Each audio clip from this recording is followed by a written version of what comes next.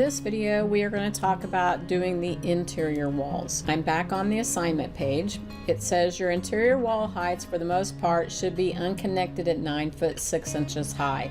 So we're going to change that right here and make sure that's what it's set on. The very easiest place to start is any kind of wall that aligns with an exterior wall. And we'll look at this a little bit more closely when we get into my plan. This is not a good way to do it. You want your walls to align. The drywall needs to be continuous on the inside of the space, not have this little jog here. That is nothing but a nightmare for the installer and for people that live in the home. At this time, keep the garage walls at the same level as the remainder of the house. We will adjust this later. When adding the interior walls, be sure to leave enough room for your stairs. We are not putting in the stairs at this time. If you put them in at this time, they are going to be incorrect because we have not set our floor-to-floor heights.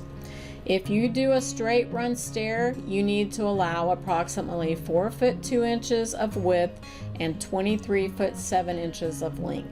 That's what you're seeing right here. 4 foot 1.5 by 23.7. This will allow for 17 treads and 18 risers and a 4 foot landing at the bottom of the stairs and at the top of the stairs. If you do a U-shaped stair, allow about 9 foot 2 inches wide and 14 feet 8 inches long.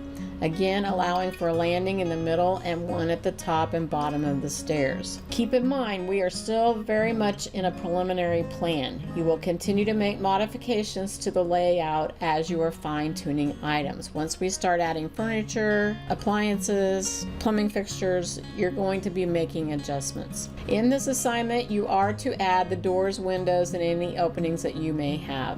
Typical door heights in residential are 6 foot 8 inches. This is 80 inches, not 84 inches. Make sure your exterior window heights align with the doors if that is how they are designed by adjusting the head height or the sill height. Make sure you are using exterior door types on the exterior and interior door types on the interior. Some of them specify which they are, some of them do not. So if you're putting an exterior door in, just make sure you don't put one in that says interior door. You must have an exit to the exterior from every bedroom. This can be a window or a door. We covered this in our code research, so again, you need to go back and look at that. Also, when you're laying out your spaces, keep in mind of what's going to be in that area. For example, if you are doing a bathroom, you need to know how much room you need for a bathtub if it has a bathtub in it. You need to know what kind of clearances you have on each side of the toilet. We did this in our code study. You should be able to know what that is. Right now, we're still very preliminary, but you want to try to get the spaces as close as possible as you can.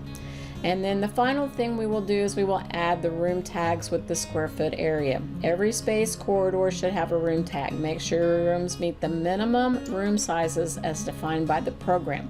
Now, if it says the room is 10 by 10, it doesn't have to be specifically 10 by 10. It can be 9 by 10, or it could be 10 by 11. The main thing is that whatever the square footage is that the sizes come out to be, you need to be 10% above that or 10% below that. And we'll talk more in the next few weeks about cost and how that is impacted. With your floors, you are to make sure that you are within 10% one way or the other of the requirements of the program. So now we are ready to go back to our plan.